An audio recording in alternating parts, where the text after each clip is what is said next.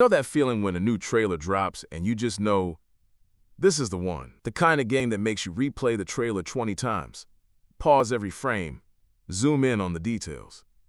Yeah, 2026 is looking like that kind of year. From long-awaited sequels to fresh new worlds we've never seen before, the lineup for 2026 looks absolutely insane.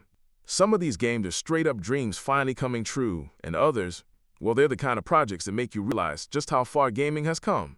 So today, we're diving into the 10 most anticipated games of 2026, plus a few bonus ones that deserve some serious attention. Grab your snacks, sit back, and let's get into it. Let's be real, there's no better way to start this list. GTA 6 is more than just a game at this point. It's a global event. Rockstar has been quiet for years, but every time they speak, the entire gaming world stops to listen. We're heading back to Vice City, but not the one we remember. This is a fully reimagined version, alive, chaotic, and dripping with detail. Every single shot we've seen looks like real life. NPCs that act and react like humans, interiors that aren't just props but living spaces, and weather systems that affect how people behave. Then there's the story. Two protagonists, Lucia and Jason. We've already seen clips of them pulling off robberies, running from cops, and living that classic Bonnie and Clyde lifestyle. Rockstar is known for building characters that feel real, and Lucia looks like she might be one of their most interesting yet. If the leaks are anything to go by, GTA 6 will push the boundaries of what open-world games can be. Think massive multiplayer integration, insane realism, and possibly the biggest map Rockstar's ever built. 2026 can't come soon enough. After Spider-Man 2, Insomniac pretty much owns superhero gaming. And now they're tackling Wolverine. We already know Insomniac can nail movement, combat, and storytelling. But Wolverine is a whole different beast. This isn't swinging around New York. It's claws out, gritty, violent storytelling. The tone? Way darker. We're talking smoky bars, brutal takedowns, and raw emotion. Think Logan meets God of War. It's rumored to take place in Madripoor, a city full of underground fights, criminals, and chaos. If the game captures even half of that vibe, it's going to be legendary. And honestly, I can't wait to see how Insomniac handles that moment when Wolverine finally loses control. That raw, unstoppable rage. Because that's what makes him iconic. Now, if there's one game that's been quietly brewing in the background but deserves massive attention, it's Crimson Desert. This thing looks insane. It's a medieval fantasy world that's so detailed it looks like a movie. You've got brutal combat, jaw-dropping visuals, and this weird blend of single-player story and MMO-style exploration. It's being developed by Pearl Abyss, the team behind Black Desert Online, and you can feel that DNA here. Fast combat, cinematic camera angles, physics that make every sword swing feel weighty. The world is alive too. Townspeople go about their day, markets function in real time, and the weather changes how battles play out. The devs said they want to make every encounter look like a movie. And honestly, from what we've seen, they're not far off. If this game launches polished, it could easily compete with the likes of Elden Ring and The Witcher. This is one of those games that hits you with pure cinematic energy. Set during World War II, Marvel 1943 puts you in the boots of Captain America and the Black Panther. But here's the twist. They don't exactly get along. Developed by Skydance New Media, with Amy Hennig, the genius behind Uncharted, this game is all about storytelling. It's less about endless combat and more about tension, dialogue, and moral choices. Visually, it looks like a movie. Deep shadows, smoky Paris streets, and that gritty wartime vibe. The way they're combining two strong personalities with totally different motives feels fresh. Imagine Cap trying to lead with discipline while T'Challa's all instinct and pride. That dynamic alone could carry the story.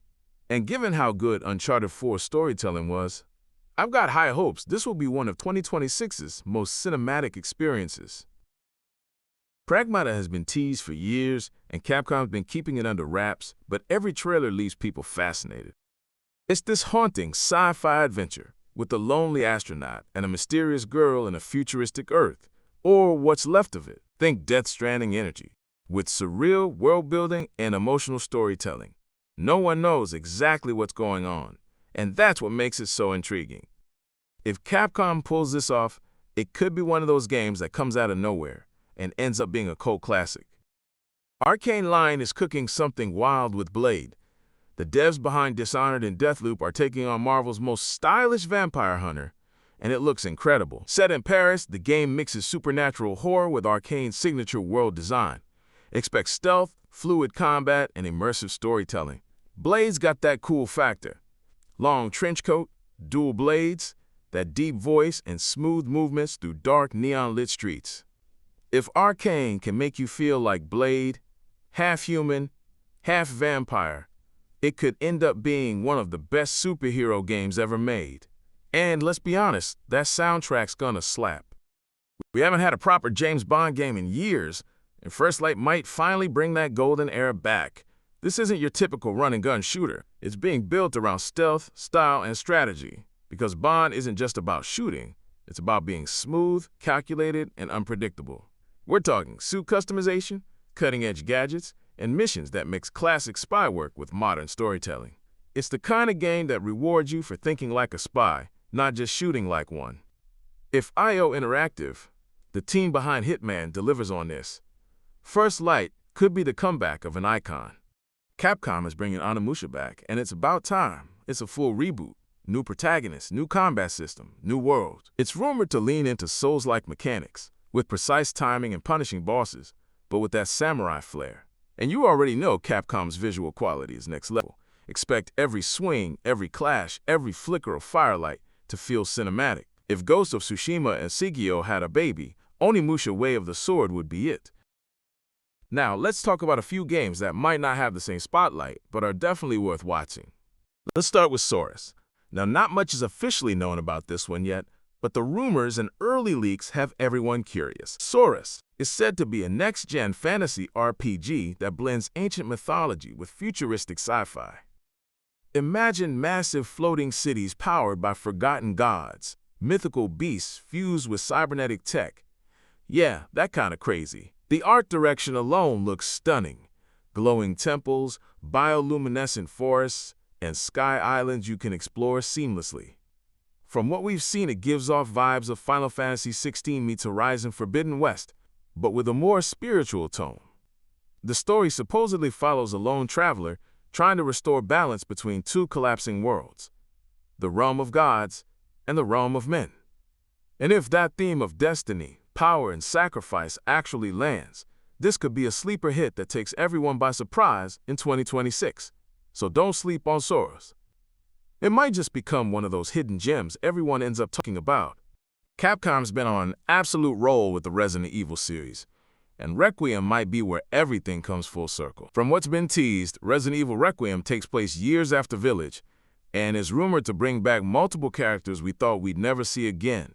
There's talk of Leon, Jill, and even Ada returning, all connected by one final outbreak that ties every major event together. Visually, the game's running on a new version of the RE engine, and it looks terrifying.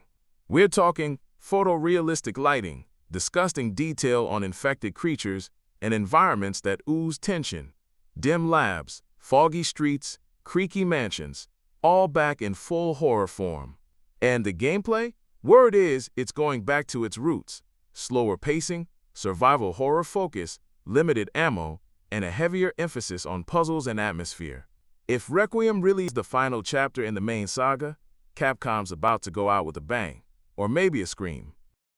This one's for the dark fantasy fans. The Blood of Downwalker is being called a gothic open-world RPG that takes heavy inspiration from Bloodborne and Dark Souls, but with its own mythos. You play as a cursed warrior, part human, part creature, who hunts the fallen kings of an ancient kingdom. The entire world feels decayed, eerie, and oppressive, like it's constantly on the edge of collapse.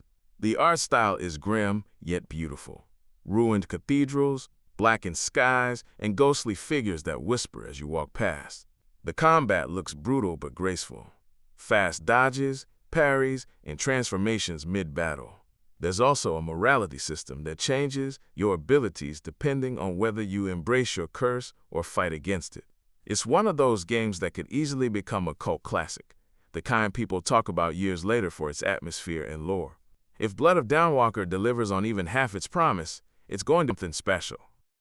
We all saw how Black Myth Wukong blew people's minds, and Jon Kui looks like it's ready to raise the bar again. Set in the same mythological Chinese universe, Black Myth Jon Kui puts you in the role of the legendary demon slayer himself, Jon Kui, the vanquisher of ghosts and evil spirits.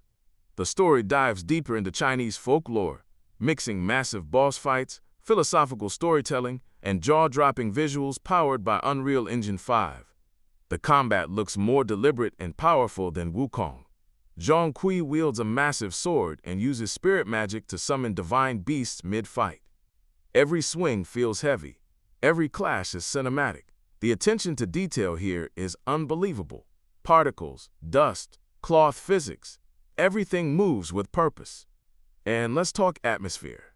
The environments range from ancient temples floating above stormy seas to demonic battlefields burning under red skies.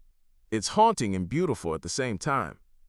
If Wukong was the breakout hit, Jon Kui is the one that solidifies this studio as one of the best in the world.